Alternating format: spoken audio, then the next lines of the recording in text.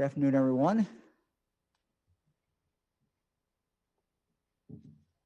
Well, we have good news today. I think a number of things that are particularly good. We'll first start off by saying happy birthday to Ohio. 1803, the state legislature met for the first time in Chillicothe. So this is our 218th birthday, and happy birthday, Ohio. Next item, this is March 1st, and we said that on March 1st, we wanted to have every school back in session, either in session completely during the week or at least part of during the week. And I'm very happy to report that we've made some real great progress in regard to this. We told every school that we would vaccinate your school personnel if the school would agree to go back into session by March 1.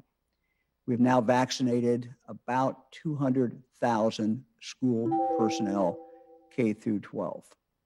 It was done in a 4-week period of time, and I thank all our partners who helped us get this done, all the school personnel who made this happen as well. So that has been accomplished.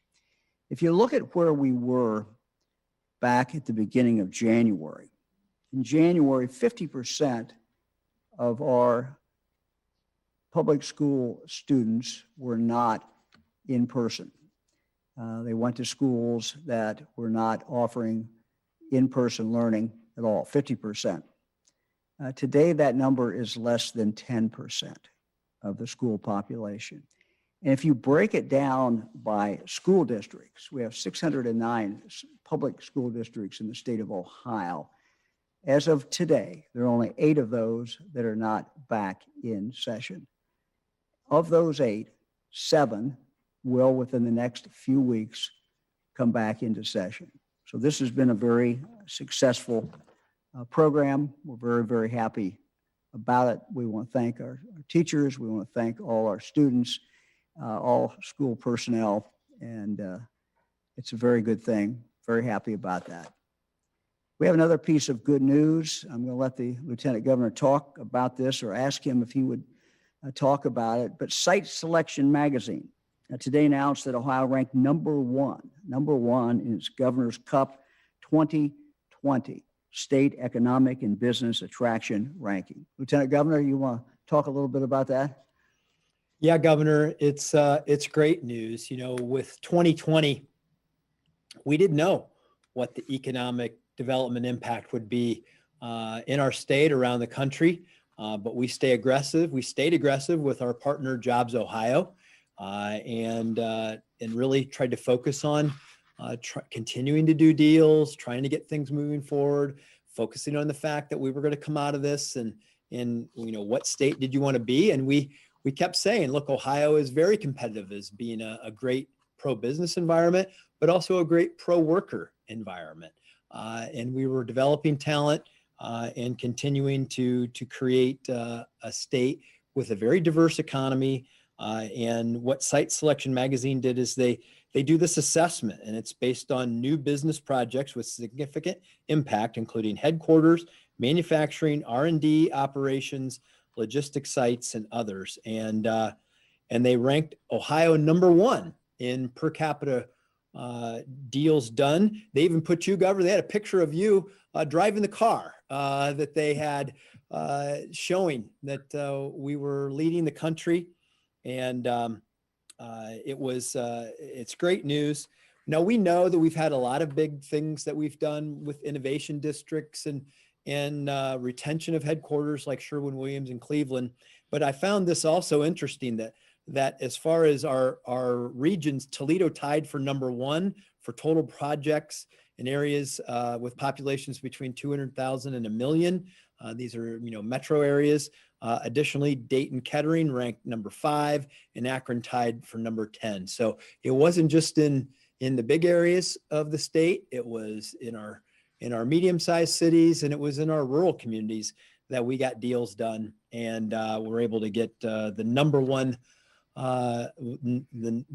ranking and earned the Governor's Cup, which has been done in the past, but in Ohio. But this was welcome news coming out of the pandemic because we didn't know what was going to happen in 2020.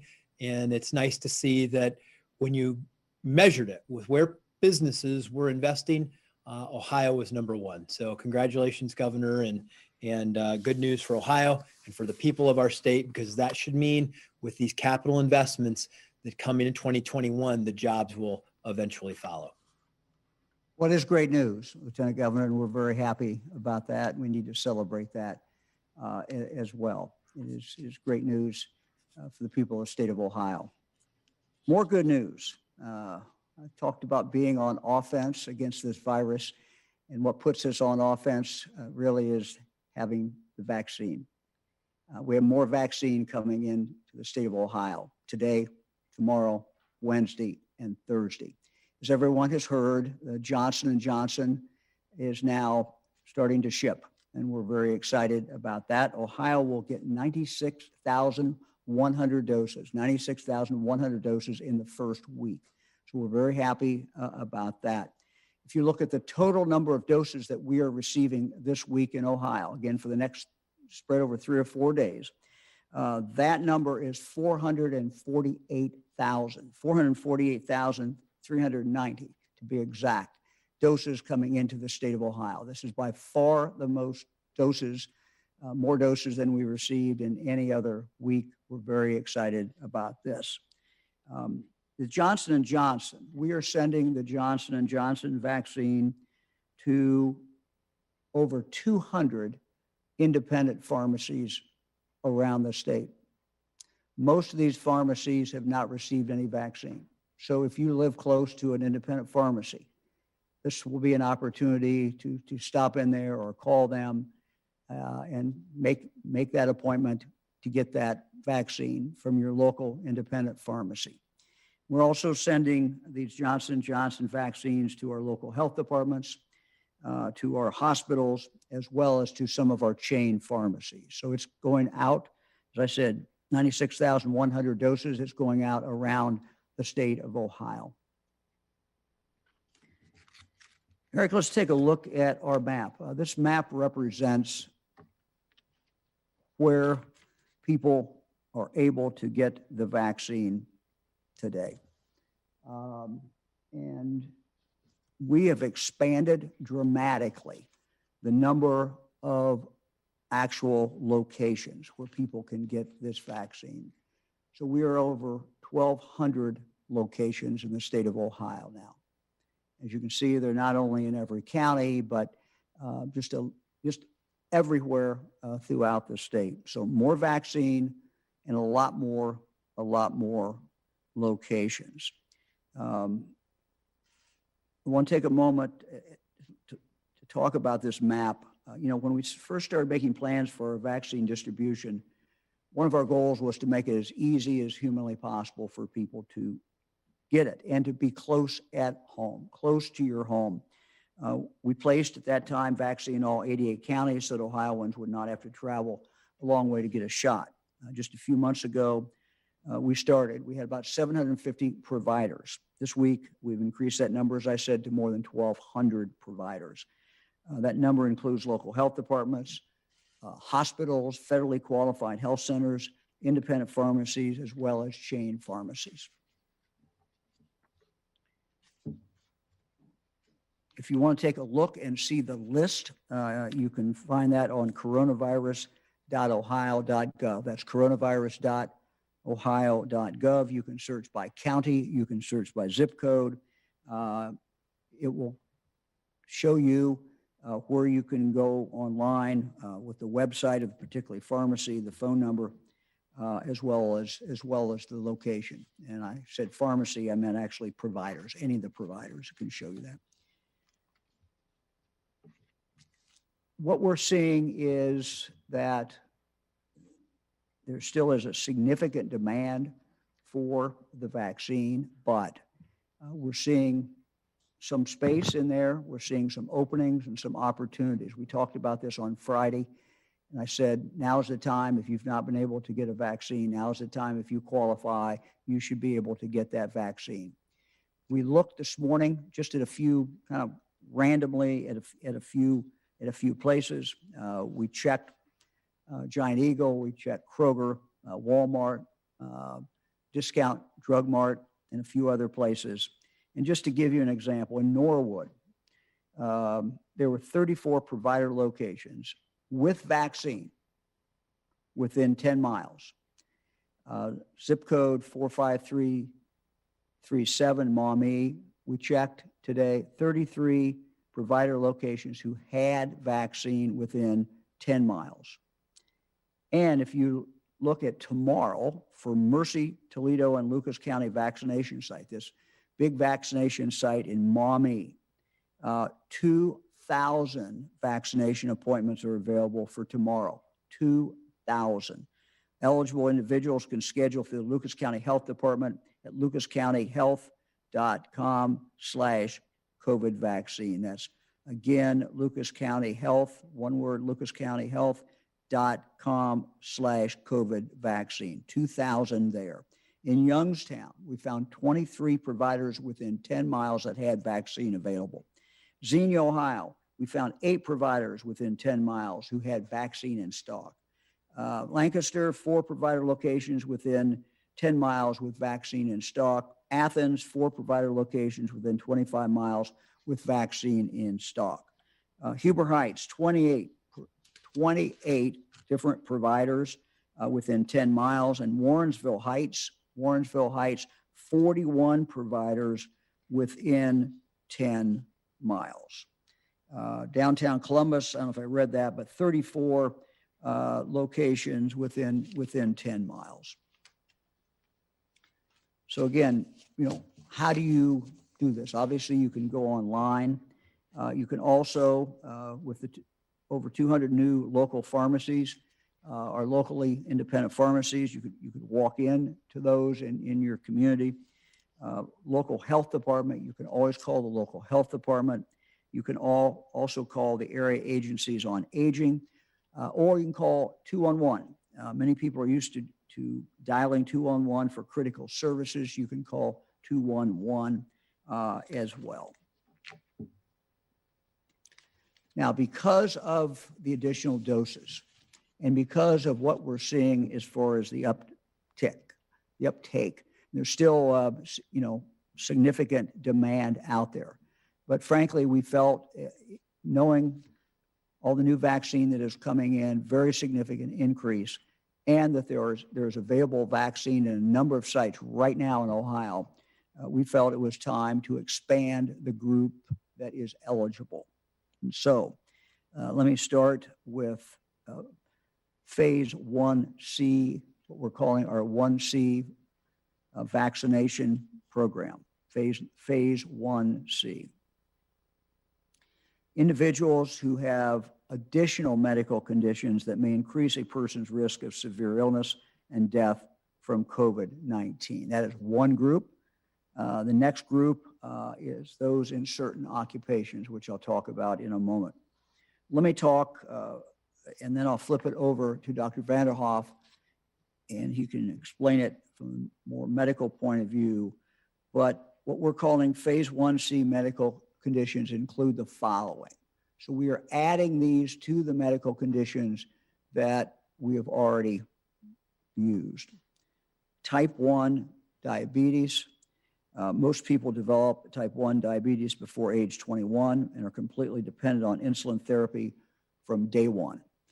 In contrast, type 2 diabetes is more common among adults and is largely accounted for by our age-based approach to vaccine eligibility. So at this point, type 1 diabetes, we were requiring that someone had been hospitalized. We no longer require that. So anyone with type 1 diabetes. Next, women who are pregnant. Obviously, the age group does not cover them, and we felt that it was the right thing to do to cover them. You have 2 lives at risk, and Dr. Vanderhoff will kind of explain the medical situation in there. Again, no one's required to take this, but this is a group that we are making eligible today. The next group, the third group, those who have had bone marrow transplants. A bone marrow transplant, treatment reserved mostly for people with certain cancers and anemias and performed at specialized transplant centers. Again, Dr. Vanderhoff will talk a little bit more about that. Finally, we are clarifying that ALS or Lou Gehrig's disease is a qualifying severe neurological condition, even though its age of onset may be quite variable. It was the intent to include ALS. We did not spell that out. We are spelling that out today in response to some questions that I have received. Again, these are medical conditions that increase the risk of severe outcomes or death from COVID-19, but aren't covered in our age-based approach. Doctor, we'll turn it over to you to talk a little bit about these different groups. Well, thank you, Governor. As you noted, beginning with type 1 diabetes, most people develop type 1 diabetes before they're adults. And as you also noted, they require injectable insulin therapy right from the start. So if you developed diabetes later in life, or if your doctor first began treating your diabetes with a pill, you probably have the much more common form of diabetes known as type 2. And as the governor noted, for now, we're asking type 2 diabetics to receive vaccination with their age group. Secondly, pregnancy.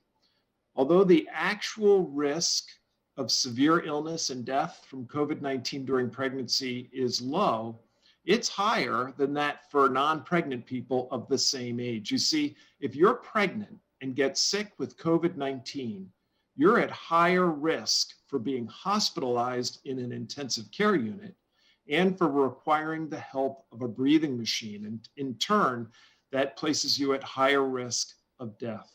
Research also suggests that having COVID-19 during pregnancy might increase the risk for premature delivery or premature birth for your baby. Now, of course, we recommend that if you are pregnant and considering vaccination, you first discuss the benefits and risks of vaccination as you would for any treatment or vaccination with your doctor. The governor also noted bone marrow transplant. These are sometimes also called hematopoietic stem cell transplants. And these patients, as the governor noted, are undergoing treatment primarily for cancer and certain anemias, and they face an increased risk of severe COVID-19 illness. This category, I want to make clear though, does not include the kind of stem cell injections people might receive for the treatment of orthopedic problems, especially for their knees. And then lastly, amyotrophic lateral sclerosis, ALS, also known as Lou Gehrig's disease, is a very serious, though very rare condition with gradually increasing weakness and muscle wasting. And that eventually leads to paralysis and early death. It's a very serious condition of the neurologic system. And as noted, we are clarifying that it is included among our serious neurologic conditions. Thank you, Governor. Doctor, thank you very much. In addition, we're going to talk about several different occupations that we are adding today, again, as part of 1C. Law enforcement officers, as well as correction officers. This group will include sworn law enforcement officers and peace officers who have first responder or direct supervisory responsibilities. These individuals must be active duty, working a regular minimum of 20 hours a week. They don't include retired special or reserve officers. Examples of individuals that are included are police officers, sheriff's deputies, Ohio State Highway Patrol troopers, other state or federal officers, such as Ohio Department of Natural Resource Enforcement staff, pharmacy board investigators, BCI agents, state fire marshal employees, federal transportation security officers, and other federal law enforcement officers who do not have access to vaccination from federal sources. Some do, apparently, and some don't. We want to cover all those federal officers and make sure that they have vaccination. This group also includes correction staff. That means probation, parole staff who provide direct services to an adult or a juvenile inmate or court supervised individual. Basically, it's those who are dealing with those who are incarcerated. This group will also include individuals who have a valid active firefighting certificate in the state of Ohio, who are active employees of a recognized fire department. This does not include retired, emeritus, or reserve individuals, and it does include volunteer fire departments as well. Our next group, child care. This includes lead and assistant teachers and substitutes who are enrolled in Ohio's professional registry, who are currently working in open child care and pre-kindergarten programs. This will also include licensing specialists employed by the Ohio Department of Jobs and Family Services or county job and family service agencies. This phase does not include parent volunteers, board members, or owners, administrators that don't provide in-classroom support. We expect about 40,400 Ohioans to fall into this category. Also, funeral services. This group will include embalmers, morticians, funeral home directors, crematory operators, and apprentices. We estimate that this to be about 3,600 individuals. The grand total of those individuals who are eligible under this expanded, this 1C, is approximately 246,000 individuals. Also, and let me just conclude that will go into effect Thursday. This will go into effect Thursday.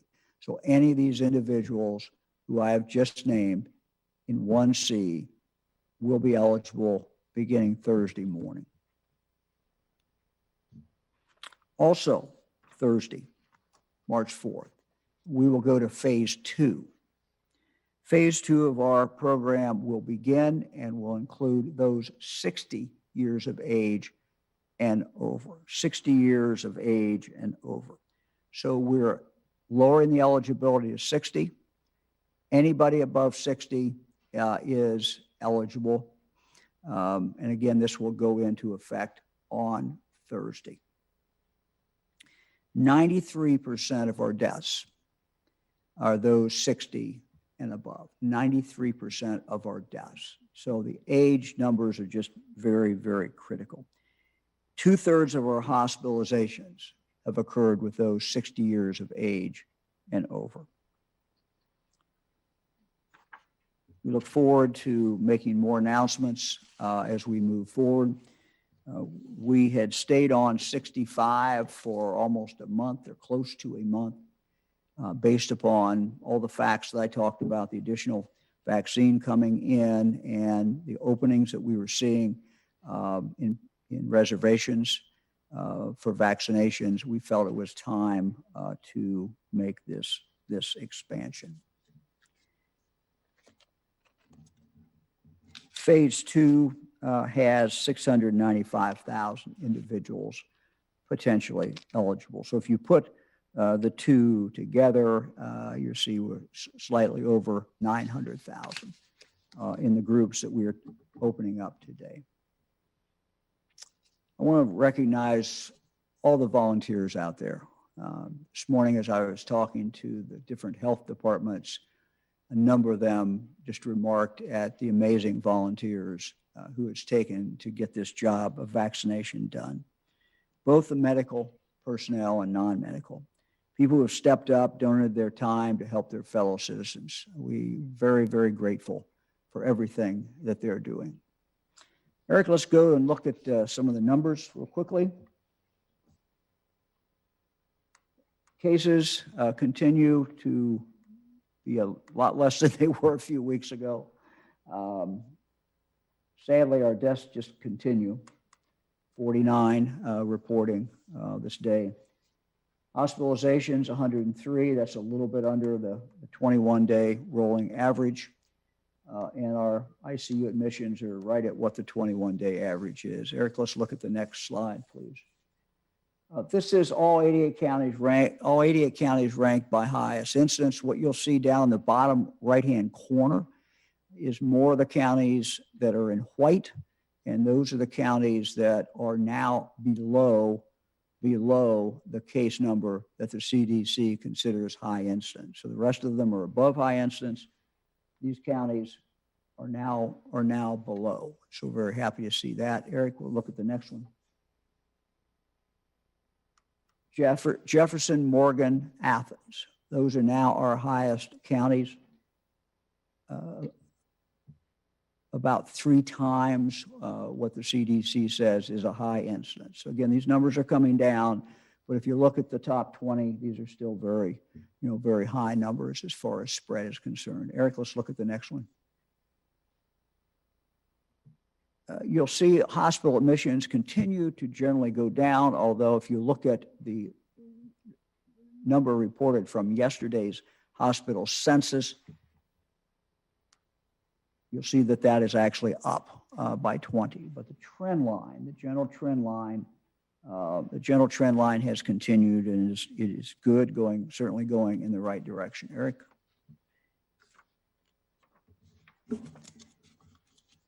Well, today we have an announcement in regard to Ohio Department of Jobs and Family Services Director Kim Henderson. Kim was married recently. Congratulations, Kim. She and her husband are relocating to North Carolina this spring. In order to help create a smooth transition, she will remain in the director's role until next Monday, March 8th. At that time, our current Director of Administrative Services, Matt Damschroeder, will move in as interim director at Jobs and Family Services. Director Henderson will become a senior advisor to him until her last day on April 30th. We will begin a nationwide search for Director Henderson's permanent replacement. Until that search is completed, Matt Damschroeder will provide steady leadership. At DAS, Matt's current assistant director, Matt Watley, will become interim director. Director, thank you very much for joining with us. Again, congratulations on your marriage and your relocation. So we'll turn it over to you. Thank you. Thank you, Governor. I know ODJFS will be in great hands under Director Damschroeder's leadership. It's truly been an honor to serve on your cabinet, and I'm grateful to have been given the opportunity to lead such a talented and committed team at ODJFS.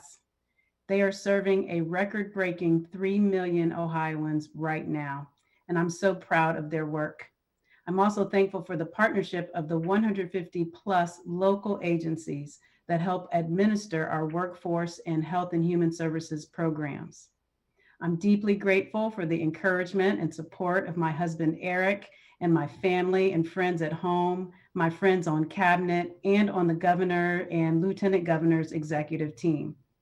I'm headed to North Carolina in May, but Ohio will always be my home. Thank you. Well, Director, good luck to you.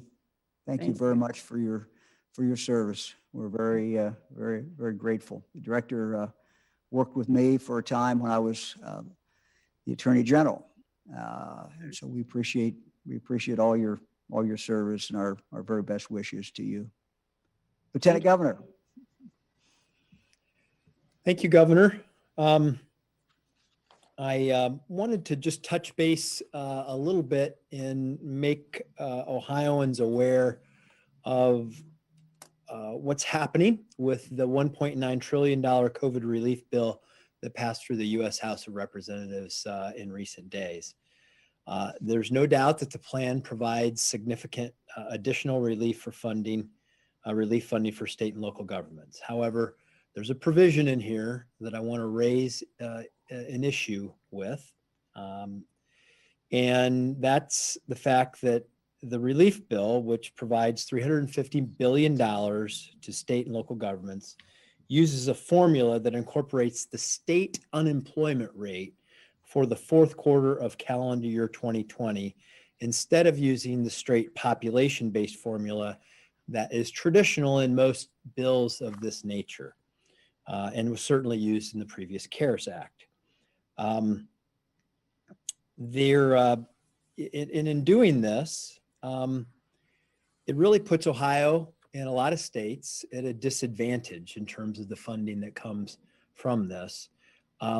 Ohio would disproportionately and negatively be impacted by our numbers that they're using this on. Basically, it goes all the way back to December of 2020, where we had a 5.5% unemployment rate, which would rank us 21st. The funding, if in terms of funding, if it were based purely on population, we'd get the seventh most. We'd be ranked seventh in terms of funding. To put this in perspective, this proposal, because of this formula that's being used based on unemployment, Ohio would lose over $800 million, $800 million as compared to an equitable population-based formula, which has been used in the past. And I want to highlight the fact that Governor DeWine and governors from across the country signed a letter releasing a joint statement opposing the new standard for the federal stimulus bill and how it would be allocated for the states. I want to say this about it. It really punishes states who've been trying to do this right.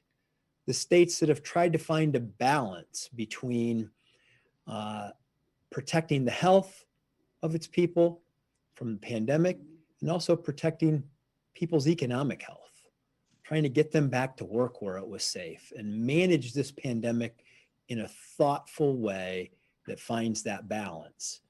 And doing things that put people back to work actually are going to cost us relief dollars that the people who aren't back to work actually need. And we don't feel that this is a fair way to do this.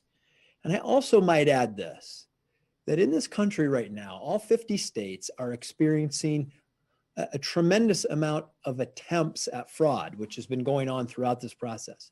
And I also believe that that unemployment number is an unreliable number also for that fact. So for those two reasons, I just want to raise the issue, know that we will be wanting to make sure that our U.S. senators knew, Senator Brown and Senator Portman, and we ask that the Senate and our senators help fix this legislation that came from the House that would punish Ohioans, frankly, for going back to work. And we need their help. So, Governor, just wanted to highlight that point and turn it back over to you now. Great. I signed that letter, and I think, it's not fair. And we hope that the Senate will take care of this problem. So thank you very much. I guess we're ready to go to questions. Governor, first question today is from Jim Oddie at WHIO in Dayton. Hey, Jim. Governor, thank you. Hey, correct me if I'm wrong. This is the single largest group that you've green-lighted for the vaccine, given the fact that there's some people with medical conditions, some people depending on their occupation, now this new age group. Do we have the capacity to avoid another frustrating logjam that we've seen in previous groups? How do you plan to handle this, especially since we don't have the extra large mass vaccination sites that are doing the 5 and 10,000 at sports stadiums yet? We just aren't there yet. Can you do this? Well, Jim, we're going to be announcing shortly additional locations as far as mass vaccination sites. That will not come for a while, but it's not too far off. We have had big groups before. 80 years of age and older is a big group in the state of Ohio. We think that this is the time to do this because of the great increase in the amount of the vaccine coming into the state of Ohio. This is the largest amount that we've ever received. It is a big jump from what we've seen before. And we're also seeing, while some people are still having some trouble getting the vaccine, we're also seeing a large number of opportunities for people to get the vaccine. We have now over 1,200 locations in the state of Ohio. That's up 500 from what we started with. And in addition to that, well over 400,000 doses coming into the state of Ohio. It's always a tough question because what you don't want is vaccine left over. You don't want vaccine wasted. We know that this is a race against time. We know that there's a great potential out there that this virus may get a lot more contagious very quickly. By some estimates, by the end of the month of March. So every single day that goes by, it's imperative that we get as many shots in people's arms as we can. And so we have to expand that group of people who are eligible in order to make sure that all that vaccine gets taken up after it comes into the state of Ohio. Because to let it sit is just not a good thing. To waste it's horrible. And to let it sit and be slow in getting it out simply means that there are lives out there that could be saved. And those lives are not being saved, not being protected, because we would be slow in the uptick. So that's what we're doing. We made this decision. It was not an easy decision, but I'm confident that it's the right decision. Next question is from Tom Jackson at the Sandusky Register. Hey, Tom. Hi, Governor. Thanks for taking my question.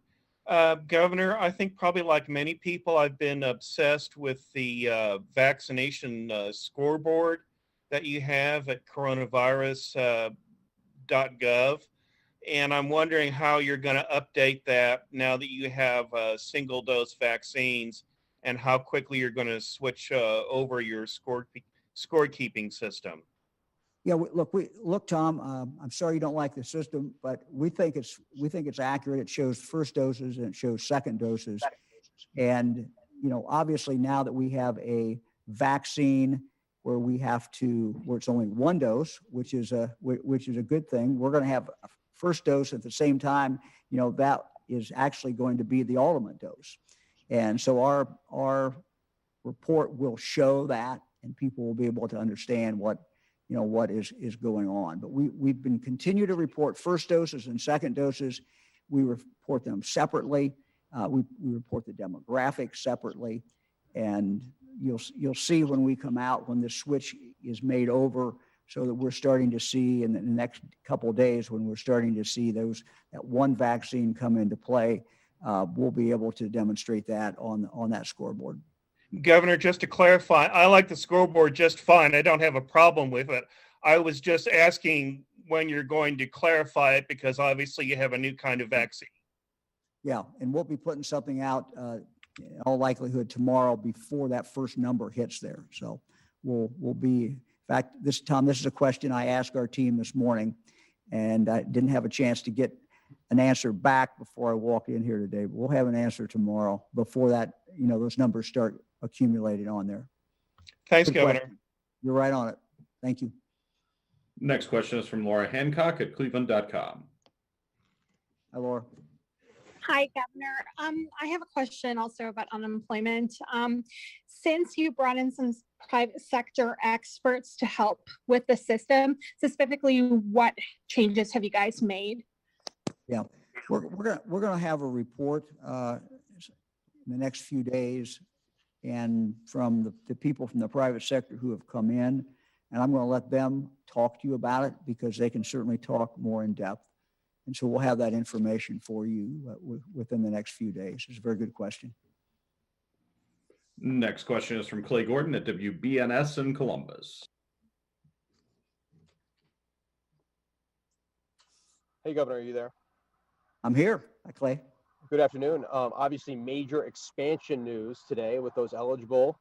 But I got to ask, what's the next benchmark your office is looking at to hit for maybe expanding for new occupations and new age groups? Age is going to continue to be our dominant indicator. We know that if when we get down to 50, we're going to be at 97 or 98% of all the deaths have been people over 50. So age is really the best indicator. We're balancing these things and trying to assess where the risk is. We're trying to make sure we understand the best we can where the risk is. And so as you saw what we did today, we lowered the age down to 60. At the same time, we put several groups in there. And so that is just, it's a balance. And what we intend to do after 60 is to go to 55, and after 55, we intend to go to 50. And whether we add additional occupations, we have not frankly decided, but the age will continue. The age will continue to be the key indicator. So we're going to take it down as soon as we can to 55, and then to 50. But we've got to see the uptake here. And we set on 65 for close to a month, and we think that was about the right period of time. I certainly do not anticipate that we're going to be at 60 for a month, but we're going to see what the uptake is along with the other groups that we just added. Next question is from Marty Schladen at the Ohio Capitol Journal. Hey, Marty. Good afternoon, Governor. Afternoon. So among the people eligible now are people who work in the prisons, but it doesn't appear that inmates are. Is that right? And why not, if so? We have followed Marty with prisoners, and the attitude has been anybody in Ohio on age. So anybody over 65 up until this Thursday, whether in prison, not in prison, whoever they are, they were eligible. We'll go down on Thursday to age 60. In addition to that, we have people in our prisons who are in the equivalent of a nursing home. And so when we got to that point, they were included. Same thing with the medical groups that we had in place before. Anybody in prison was eligible if they hit that medical group. So that's what we're following. But you're correct. Besides that, what I just described, we are not vaccinating prisoners beyond that at this point, although we have certainly vaccinated prisoners who've fallen under those other categories. One of the things that I would point out, and one of the arguments certainly for doing this, is that the virus comes into the prison by people who work there, or people who are delivering something. And that's the only way it can come in. Prisoners aren't leaving. So by vaccinating these individuals, that also lessens the chance that the prisoners themselves will get it. Next question is from Dan DeRose at WOIO in Cleveland. Good afternoon, Governor. Hey, Dan. Another question about logistical ballets here. One of the biggest complaints we get that is when we add another group, these major pharmacies, and I can't say that I blame them because they're trying to run pharmacies all over the country. They have a problem updating their websites so that, hey, now I'm eligible, but I keep going to their website. It keeps kicking me out. Is there anything you can do to put pressure on the pharmacies to, hey, this Thursday, you better be ready and it better be up and rolling? Yes, they better be ready.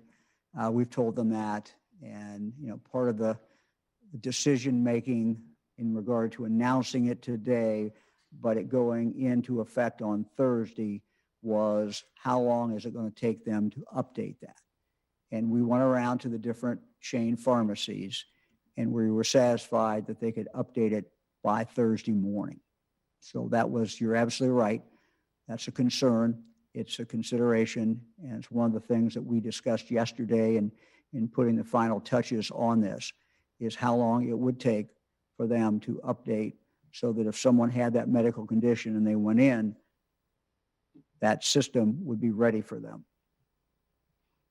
Next question is from Andrew Welsh-Huggins at the Associated Press. Hi, Governor. Can you hear me okay? Yes, sir. Yeah, thanks for doing this as always. I had a question on the numbers on the school personnel vaccinations. I think you said it was around 200,000 K-12. I'm wondering do we have a breakdown of teachers versus other school personnel? Do we know what that figure is related to the total number of personnel? And depending on that answer, are there plans to, similar with the nursing home employees who were a little reluctant to get it, what's the strategy for continuing to encourage vaccination of school employees? Sure. Thank you. Andrew, my guess is we'll check on this, My guess is we do not have a differentiation between a teacher and a bus driver or any other school personnel. What we can tell you is the total that was reported to us, and that was over 300,000 would be eligible. We can tell you what the pharmacy partners estimated after talking to the schools, what they estimated the uptake would be, and we're still waiting for final numbers to come in regard to the number of people who actually took it. But our best guess at this point is it's about 200,000. But I don't believe we can break it down by occupation within the school. But we certainly will check on that. As far as our nursing homes, we have now started the maintenance program for vaccinations in our nursing homes. We had the first vaccines going to some of the nursing homes late last week, more of them this week, and more of them the next week. It's our goal to have every one of these nursing homes enrolled, because all nursing homes continue to get new employees. They all continue to get new residents. And so every new employee, every new resident should be offered and will be offered the opportunity to have a vaccination. In addition to that, we are urging our nursing homes that if they had people who were employees or residents who the first time and the second time around said, no, I don't want it, if they've changed their mind, we would love to have them vaccinated. So this is a program we're proud of. It's not into full force yet, but it's moving towards that. And these nursing homes will get those drugs, they'll get that vaccine through their pharmacy group that normally supplies them with the drugs. And we'll be filtering these vaccines through those different groups. And we think it's a program that's going to work very well. Next question is from Spencer Hickey at Hannah News Service. Thank you. Governor, the director of the CDC this morning made a comment that rolling back public health restrictions too quickly could cause the nation to, quote, completely lose the hard-earned ground we've gained. And I was just wondering if you could comment on that as far as what Ohio will do. Yeah, I totally agree. It's very important as we talk about the spring and the summer to continue to do what we have to do. We've got two things going for us, two big things. And one is the vaccine, and we must continue to vaccinate as many people as we can, as quickly as we can. But two is we have to continue to wear masks. We now know that masks are extremely effective. We've seen what it's done in schools when all kids are wearing masks. We've seen virtually no spread in the classroom itself. And so as we talk about fairs this summer, as we talk about baseball games, as we talk about any number of different things, we can do them, is the good news. But we have to have masks and we have to have compliance. And this has been something that we have stressed with every group that we have talked to when we talk about what is the summer going to look like. So you will not see us letting up in regard to the mask wearing and the distancing until we get to the point where we have that herd immunity that we're all longing for. And so we can do a lot of things this summer, but we've got to be very careful. So I agree, absolutely agree with that statement. Next question is from Joe Ingles at Ohio Public Radio and Television. Hello, Governor. Thank you for doing this. I have a question about these extra shots that are being, we're still hearing people say that shots are being wasted. Is there any way that you are tracking that to see how many is wasted? And can we get updates on where those are being wasted if that is the case? We're also reading that Walmart and CVS are saying if they have extra shots and they can't find someone immediately in the eligible group to take them, that they're going to give them to their employees. Do you have a problem with that? And how do you think these extra shots should be handled? Should there be a waiting list, an on-call list, or something that everyone can pull from? I mean, it just seems like everyone's handling it differently. Joe, we've made it so clear to people, I'll do this again. We now have, an additional 500 providers out there. So, when you have 1,205 providers, I'm sure someone is not always listening, but we think that the providers by and large get it, understand. We've made it very clear. What we have said is that first of all, you should try to estimate the best you can. Second, if you have something left over and you cannot keep it, to follow the regulations, you obviously have to follow the regulations. What we're saying to them is you should have, when you start that day, a list of people you're going to go to. And I know that a number of them do have a list. And we've asked them to get that list from people who are in the eligible group. So that's a pretty broad group. Beginning on Thursday, it'll be anybody over 60, as well as other occupations. So they really shouldn't have trouble being able to go to those groups that are eligible groups. But we have said, in the rare case where that does not happen or can't happen, no, we do not want one wasted. And so giving them to their employees under those circumstances would be fine. The last thing we want to see is those wasted. And look, there's a lot of stuff on the internet about stories, but we have published, we have told you about a couple cases, very, very sad cases where it expired.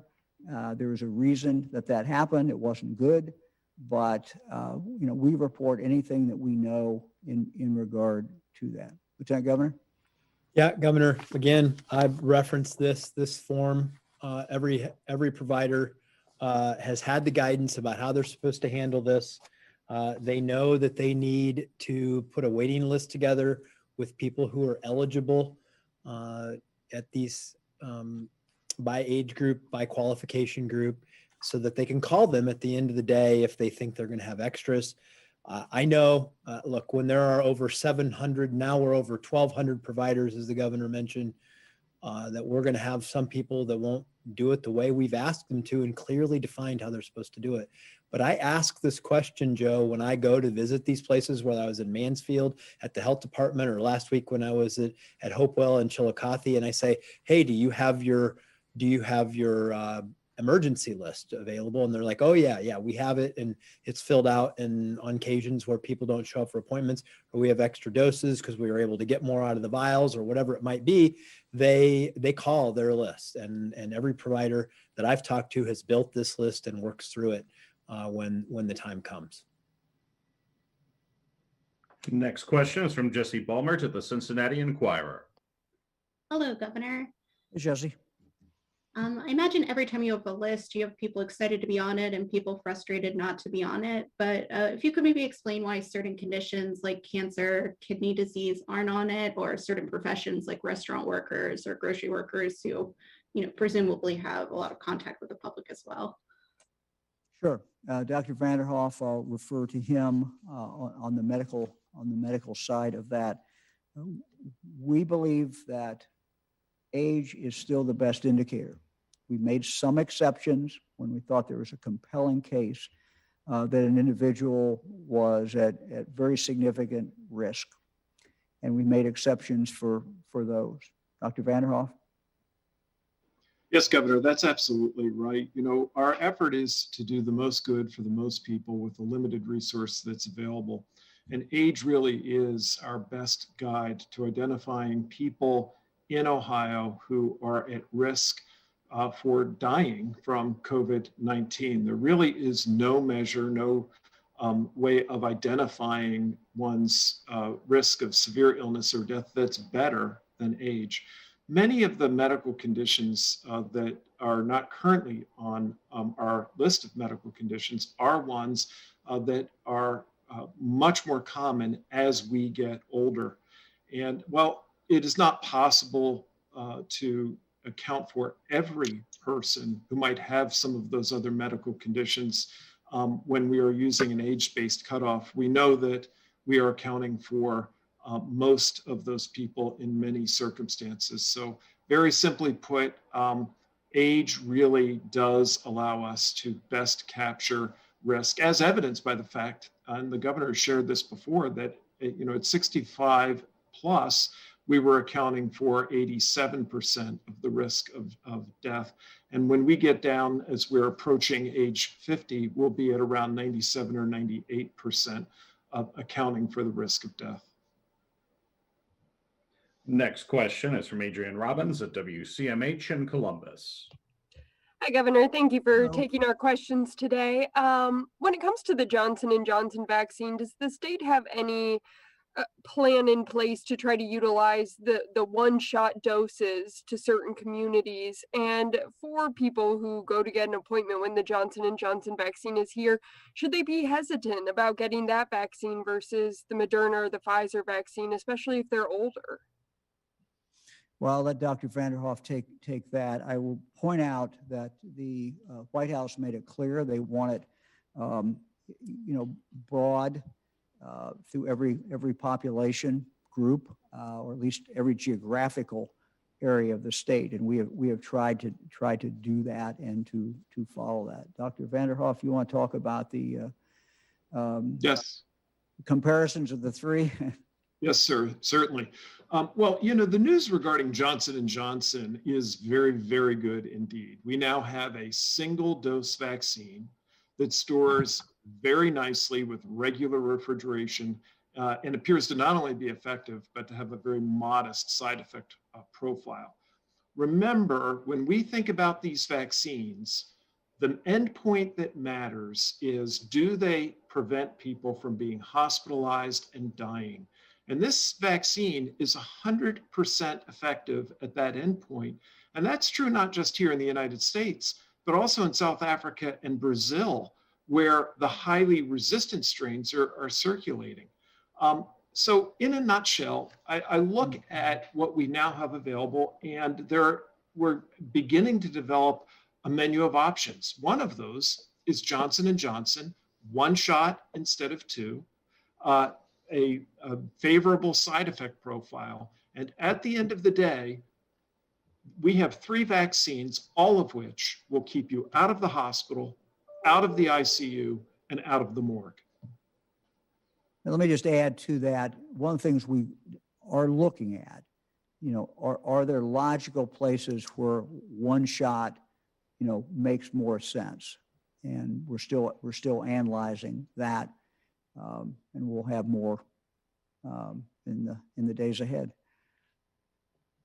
Next question is from Scott Hallis at the Xenia Daily Gazette. Hey, Scott.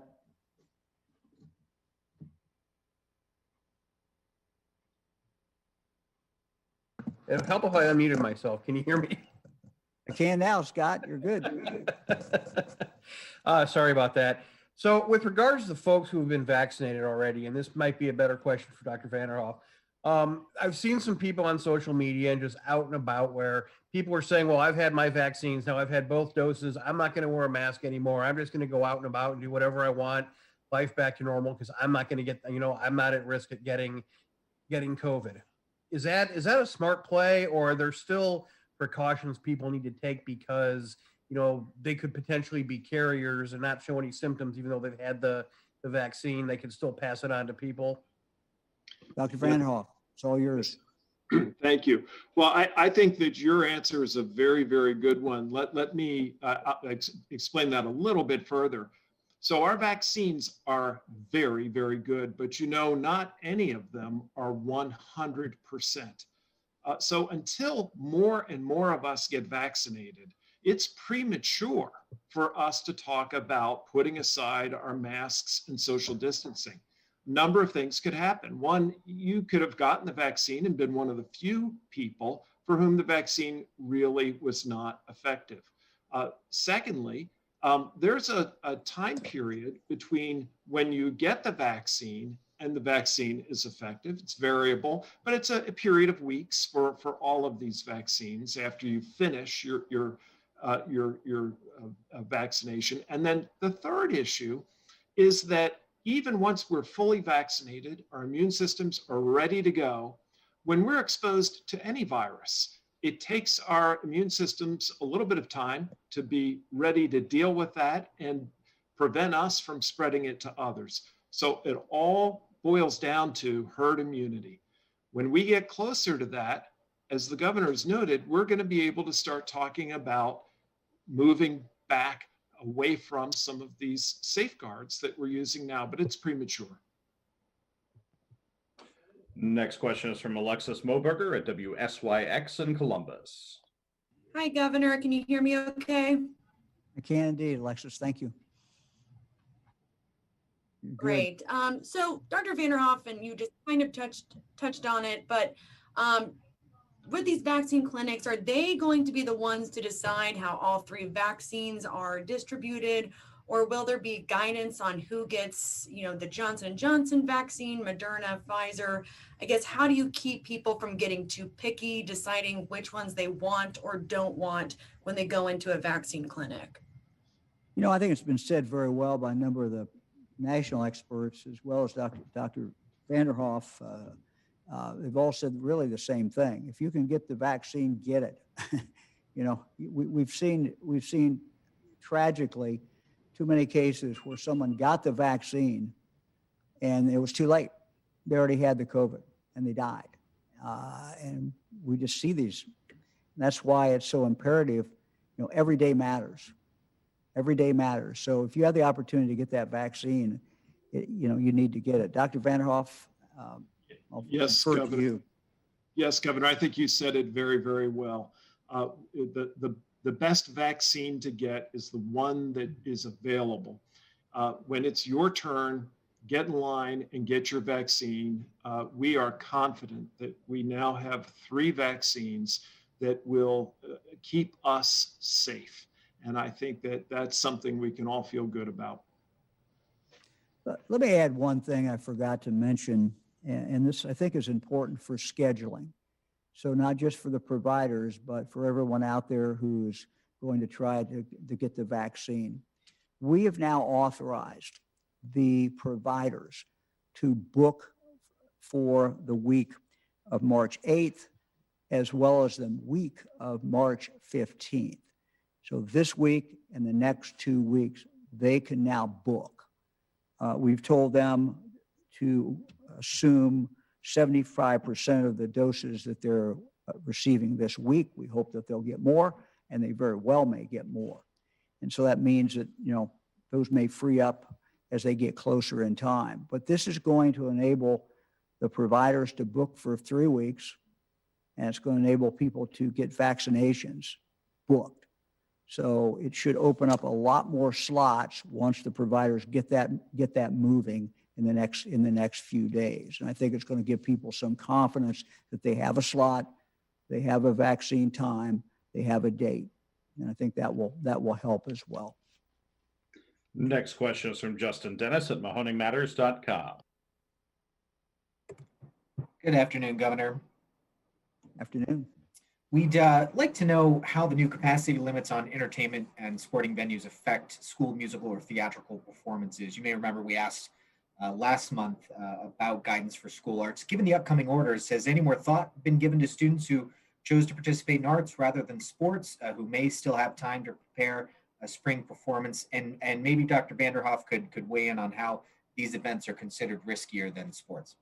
Yeah, as a grandfather who's enjoyed a lot of musicals and plays from my grandchildren at school, this is something that's certainly near and dear to my heart. We've not put out specific guidance on that, but where a Broadway play coming into town might not be able to operate with a third, probably can't, of an audience or a fraction of an audience.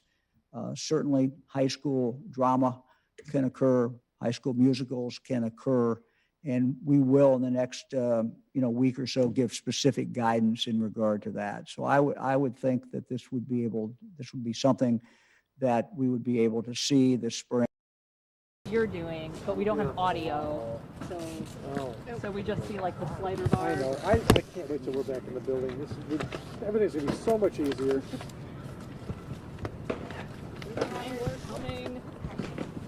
What did they say? It'll all be better after the renovation. You know what? I don't know what kind of renovation we have, but I have windows now. What? Don't get used to it.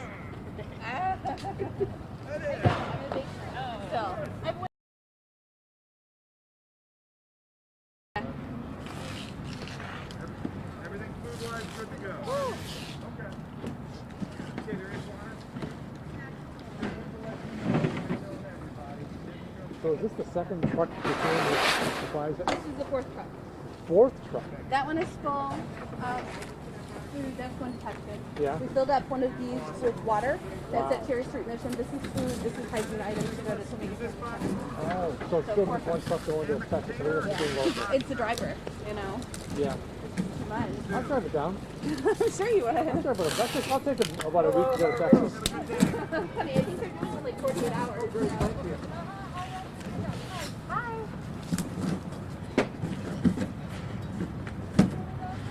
Pick it up. Put it in park.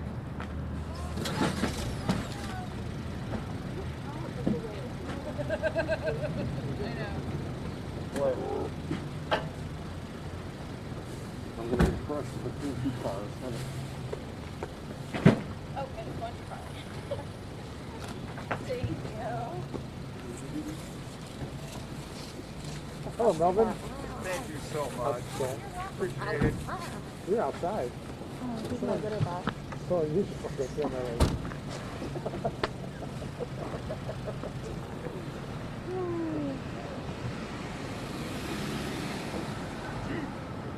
Oh, look at those cars.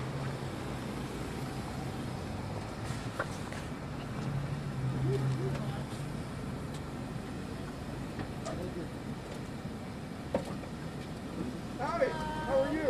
I'm good, how are you? Good, thanks for stopping. You're gonna sleep there tonight, aren't you? Oh my gosh, it's gonna be great. Yeah, I'm sure.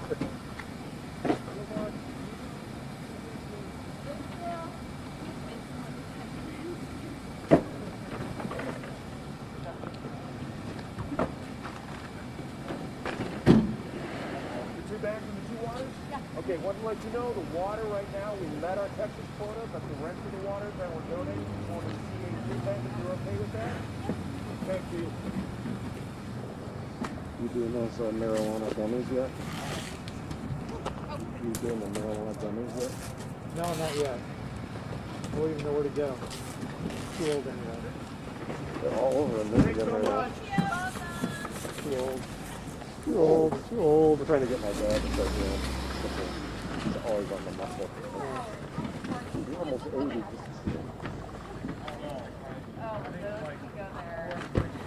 I'm gonna buy him some for his birthday coming up. Is it just like medicinal stuff or it's not? Oh no, it's in Michigan. It's fully recreational. Is it You really? watch the news, bro? No. I remember when you lift these heavy things, jerking motions. How do we watch your way in? I saw that